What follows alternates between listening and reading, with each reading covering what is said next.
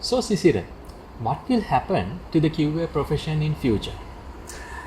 I think, Kishan, it will vary depending on the angle that you are looking at it, and also because when you say software QA, it involves software testing to process improvement. It's a vast area. So within this vast area, there are a lot of variations happening, a lot of methodology changes, a lot of tools changes, and a lot of skill set changes are happening. Plus, where you have the majority employed is also getting changed. So it's changing, and I don't see any slowing down or reduction in the area. I see huge growth that comes up in the future.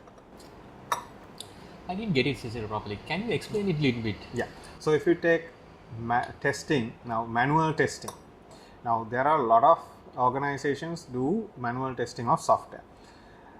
If you are doing a software project or a product which goes for a longer period of time, now no one wants to do manual testing because human capital is so expensive. So it takes a lot of time. We need changes to be deployed or tested fast. So we need automation there.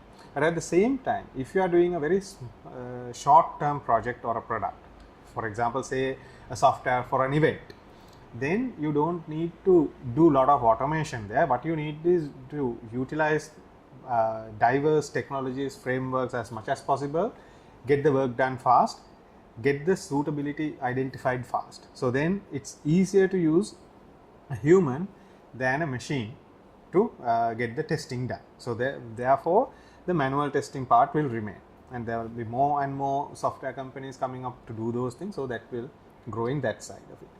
And at the same time, there are a lot of companies that go building products, which is going to be long term.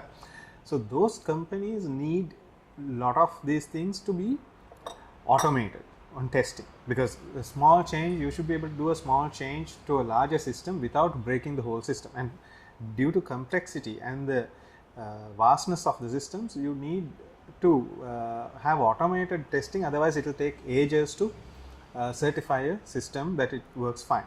So because of that, automation is required. And earlier we did automation after doing the development. We did the development, we did testing, and then we did automation. Now we need to do testing and automation together, because we need faster turnaround times, and when we have larger and distributed software development teams, that is important.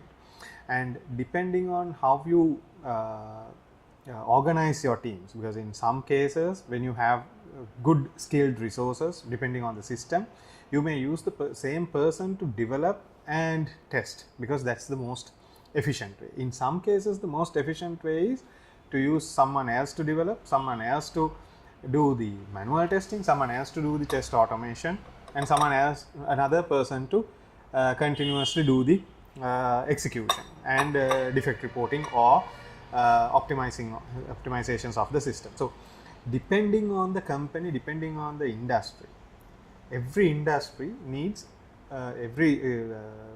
industry that software caters has a different requirement and different capability. So because of that, in future we will need lot more numbers of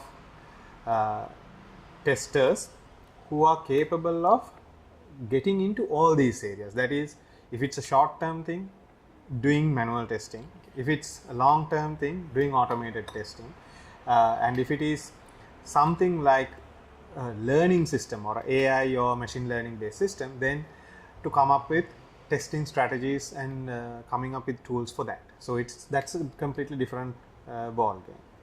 So I assume that you get a Yeah. Thank you very much, Sisira, for your ideas.